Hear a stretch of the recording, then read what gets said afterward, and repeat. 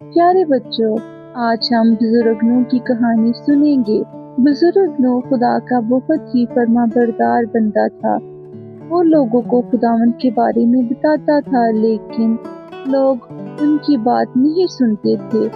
پھر خداوند نے نوح سے فرمایا، ایک بڑی کشتی بناؤ، کیونکہ بارش اور سیلاب آنے والا ہے۔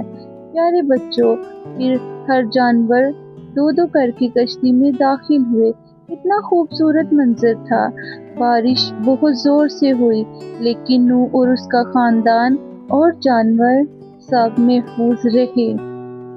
جب بارش ختم ہوئی تو آسمان پر سے قوس قزح نمودار ہوئی۔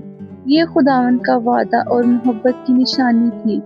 بزرگ نوح کی کہانی ہمیں یہ سبق سکھاتی ہے کہ ہمیں ہمیشہ خداوند کی فرما برداری کرنی چاہیے، چاہے دوسرے لوگ مانیں یا نہ مانیں۔ جو لوگ صبر کرتے ہیں، خداوند پر ایمان رکھتے ہیں، خداوند ان کی حفاظت کرتا ہے۔ آمین۔